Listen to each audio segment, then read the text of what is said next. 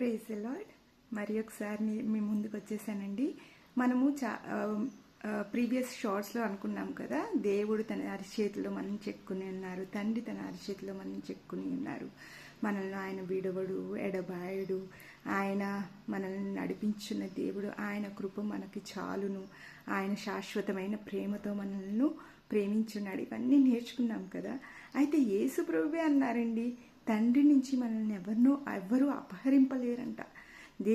యేసు ప్రభువు యోహాను సువార్త 10వ అధ్యాయంలో 27 నుంచి 30 వరకు మనం చదువుకుంటే ఆయన గొర్రెల గురించి ఆయన మాట్లాడుతున్నాడు.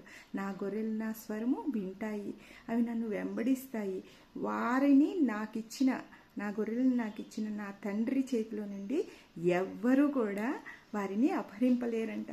అంటే it's talking about divine security and protection. అంటే మనకి ఎంత సెక్యూరిటీ, ఎంత ప్రొటెక్షన్ ఉందో చూడండి. మన యొక్క సేఫ్టీని ఎవరు తీసుకోలేరు. ఆయనలో, క్రీస్తులో మనకున్న ఆ యొక్క సంరక్షణ, ఆయన మనల్ని రక్షించి మనల్ని సంరక్షించిన విధానాన్ని ఎవ్వరు కూడా తీసుకోలేరంట. అంటే ఎంత గొప్ప సంగతి కదండి. నా తండ్రి అందరికంటే గొప్పవాడు కనుక ఆయన ఇచ్చిన గొర్రెలను నా చేతిలో నుండి ఎవ్వరూ తీసుకొనలేరు అని చెప్పి ఉన్నాడు యేసు ప్రభు. యేసు ప్రభు తనని నమ్ముకున్న తన బిడ్డలకు ఒక ఎష్యూరెన్స్ని ఇచ్చి ఉన్నారు. ఎంత గొప్ప తండ్రి కదండి.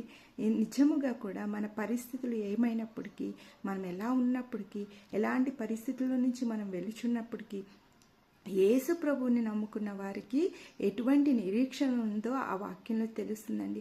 ఆయన చేతిలో మనం ఉన్నాం. ఆయన యేసు ప్రభుకి మనల్ని ఇచ్చి ఉన్నారంట. ఎంత గొప్ప సంగతి. మనము ఆయన గొర్రెలమై ఉన్నాము. మనము ఆయన స్వరము వింటాము. మనము తండ్రి చేతిలో ఉన్నాము. తండ్రి తన స్వయముగా మనల్ని యేసు ప్రభుకి ఇచ్చి ఉన్నారంట.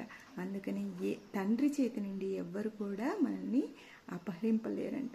సో మనము మన యొక్క డివైన్ సెక్యూరిటీలో ఉన్నాము. మన సాల్వేషన్ అనేది, మనకు వచ్చిన ఆ రక్షణ అనేది ఎంత గొప్పదో మీరు ఊహించుకోనండి. దేవుడు మిమ్మల్ని విడవడండి, ఎన్నడూ ఎడబాయడు. ఆయన యేసు ప్రభుకి ఇచ్చినప్పుడు ఆయన చెప్పుచున్న తండ్రి మనల్ని ఎవరు అపహరించలేరు అని చెప్తున్నారంటే ఎంత గొప్ప సంగతి అండి. కనుక మీరు నిరీక్షణ కలిగి ఉండండి. మీకు మేలులే కానీ కీడులు మీ యొక్క జాబితాలు లేవు.